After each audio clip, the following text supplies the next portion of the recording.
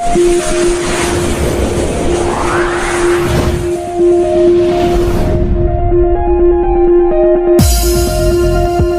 ये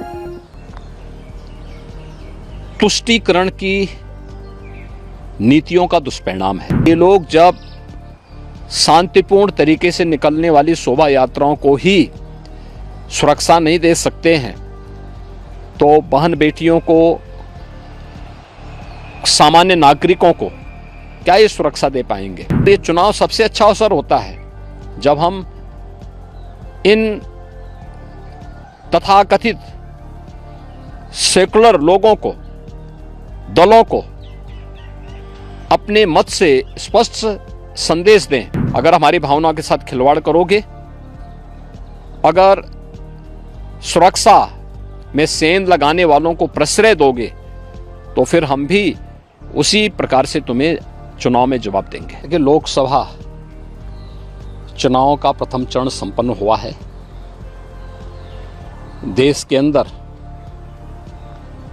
प्रधानमंत्री मोदी जी के 10 वर्ष के कार्यकाल को लेकर के लोगों में जो उत्साह है, यह उत्साह भारतीय जनता पार्टी नेतृत्व की एनडीए की सरकार बनने जा रही है, इसमें कोई संदेह होना ही नहीं चाहिए।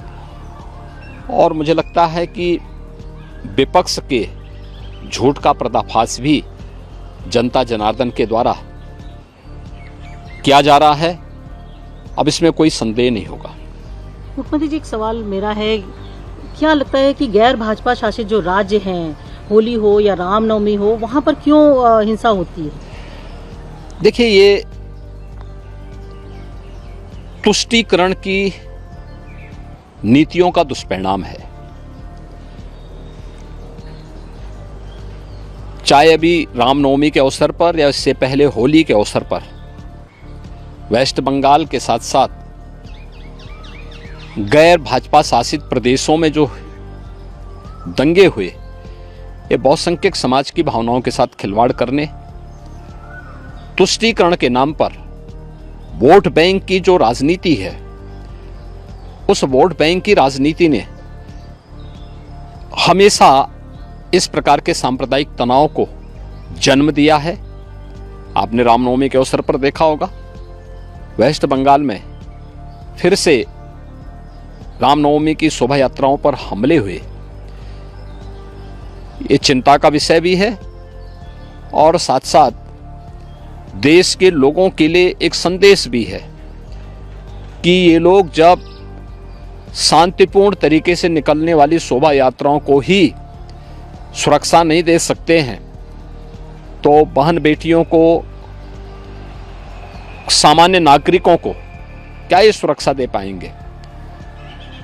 और ये चुनाव सबसे अच्छा अवसर होता है जब हम इन तथाकथित सेकुलर लोगों को, दलों को अपने मत से स्पष्ट संदेश दें कि नहीं, अगर हमारी भावनाओं के साथ खिलवाड़ करोगे, अगर सुरक्षा में सेंध लगाने वालों को प्रश्रय दोगे, तो फिर हम भी उसी प्रकार से तुम्हें चुनाव में जवाब देंगे। सर, आज छत्तीसगढ़ जा रहे हैं आप, सर क्या कहना चाहिए?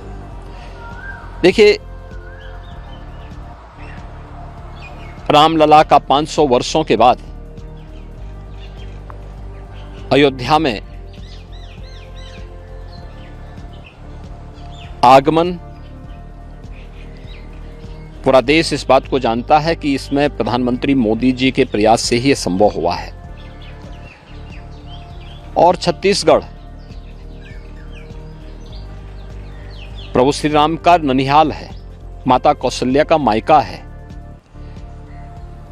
तो जो छत्तीसगढ़ के बारे में कहते हैं ना कि छत्तीसगढ़िया सबसे बढ़िया, तो सबसे बढ़िया इसलिए क्योंकि हर सनातन धर्मावलंबी छत्तीसगढ़ को अपने ननिहाल के रूप में मानता है और ननिहाल जाना सबको अच्छा लगता है। तो स्वाभाविक रूप से छत्तीसगढ़ वासी भी उतने ही उत्साहित हैं जितना उत्साहित उत्तर प्रदेश है और पूरा देश है, हर सनातन धर्मावलंबी है, तो आज छत्तीसगढ़ में जनता जनार्दन के साथ संवाद बनाने और उत्तर प्रदेश और अयोध्या का संदेश उन तक पहुंचाने का एक अवसर मुझे प्राप्त होगा। सचमुच देशवासियों के लिए मोदी जी के प्रति कृतज्ञता ज्ञापित करने का एक अवसर है और हम सबको अपने वोट के माध्यम से देश के लिए, भारतीय भावनाओं को सम्मान देने के लिए, गरीब कल्याण की योजनाओं को आगे बढ़ाने के लिए जो प्रयास हुए हैं, इन सबको आभार के रूप में अपने वोट के माध्यम से मोदी जी तक पहुंचाने का एक अवसर है। लोकतंत्र के अगले चरण हम सबको यह अवसर प्रदान करेंगे।